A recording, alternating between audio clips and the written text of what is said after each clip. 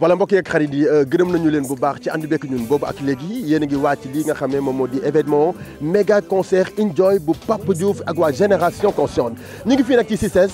di dëkkmal li nga xam ne moom moo di événement bi fans yaa ngi jóge partout fans yaa ngi jóge fu ne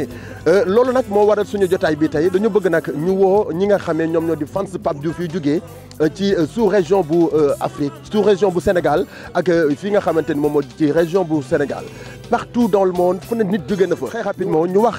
ni ñu préparé événement bi ak ni ñu ko doon doxalee boobu ak léegi métti na ci ñoom boobu ak léegi ñu ngi koy préparé waaye nag bëgg nañu ay quelques réactions ci ñoom parce que am na ñu jógee ba Gambie am na ñu jógee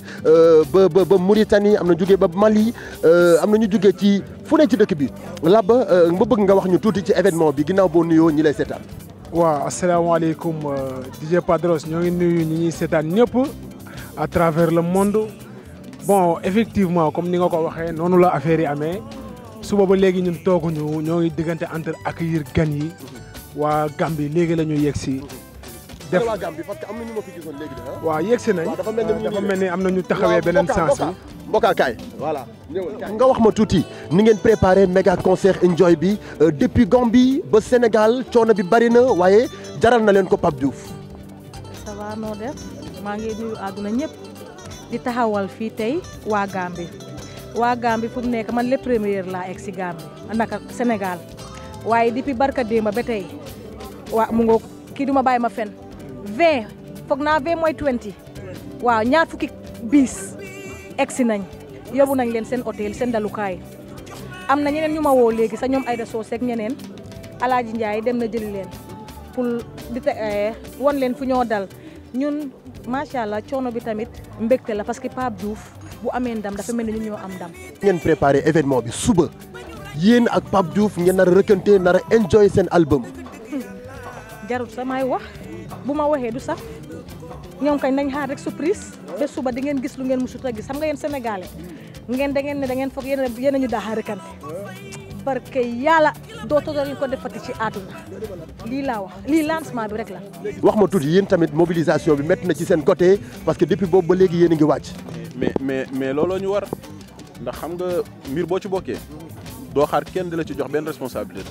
la nga ca war a defee da nga koy def. sur le plan national fii Dakar ak région bi am na lu bari loo ci xam. ba international sax xam nga li may wax rek mooy Pape Diouf ñëpp la xëy bu ñuy wax ay waxi Gàmbi am na ñoo xam ne tey aéroport AIBD lañ war a dem nii tey jëli leen 23h ci kàttanu yàlla pour ñu ñëw ci bis bi délégation bu jógee Europe incha allah rabi li lay wax ni Pape Diouf ñëpp la kon bu fu waa Europe di jógee di ñëw Afrique ak sous région bi loolu duñ kenn du des quoi nañu wax ne dëgg tey entre nous suñu xarit suñu doom day Pape Diouf respecté bis bi jox bis bi cër boo xam ni jéggi na dayoo Padros tey boo xoolee lii ci sa ginnaaw sonorisation yi boo ko xoolee xam du sonorisation caaxaan matériel 350 millions lañ fi teg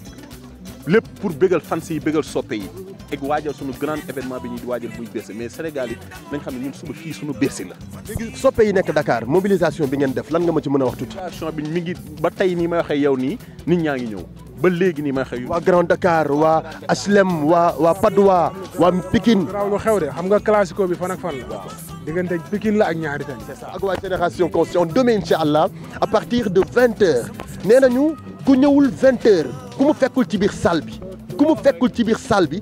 non doo am place li may ragal mooy ñu jël la teg la ci kaw bâche yi te bâche yi waa VIP moom tubaarkàlla duñ ko nangu en tout cas teel leen a ñëw demain c'est vrai que ticket yi jeex na waaye nag def leen le tout ba ngeen teel a ñëw pour ngeen am place yu normal place yu baax pour mën a toog enjoy seen soirée enjoy la méga concert ñu ànd ci ak Pape Diouf et la Génération Consciente rendez-vous demain à partir de 20h ñu daje fii am out. sama fan yaa ngeen